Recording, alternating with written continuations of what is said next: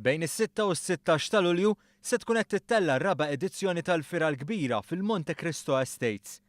Fiera li fija se jkun hemm il-parteċipazzjoni ta' iktar minn 200 eżibitur li se jkunu qed jirreklamaw il-prodotti u s-servizzi varji tagħhom. Iżda jekk qed taħseb li se tintilef qalb dawk it-tienet kollha jew ma tafx fejn għandek tmur, l-organizzaturi ħadu ħsiebtek ukoll kif spjega Paula Bela, wieħed mid-diretturi tal-Fira l-Kbira. Li qegħdin inżidu ħafna qegħdin inżidu l-information center biex dawna jkunu jafu eżattament kull stand fejn jgħat biex jkun jistgħu jgħinu l-pubbliku. Qed ukoll nagħmlu ġiex kaxxi fejn titfa' il-biljetti biex bniedem jiffaċilita iżjed.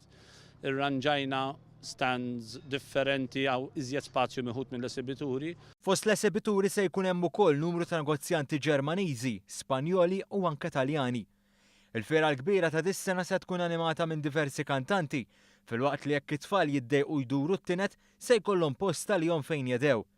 Dan se jkun imsejjaħ il-Monte Cristo Colors li se jinkludi wkoll żewġ swimming pools. Bejn 8 u 10 biċċiet ħajkun ġibna l-affarijiet kważi kollha ġodda ħajjiżżanżnu għall-fiera u l-verità aħna studjajna l-prezzijiet li jiċċarġaw barra minn Malta speċjalment f'daw il-parks fejn għandek speċjalment il-ticket, il-day ticket u naturalment dan il-day ticket aħna qed niċċarġaw 10 euros bħala nominal fee biex daw it-tfal jistgħu jagħmlu 5 sigħat bażikament jmorru minn rajda l-oħra.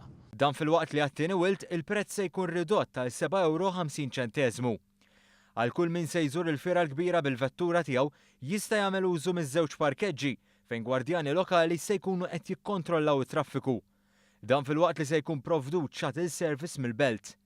Ta' kuljum se jkunu qed jittellaw numru ta' premjijiet b'dak tal-aħħar ikun jikkonsisti minn €8,000 f'panelli solari.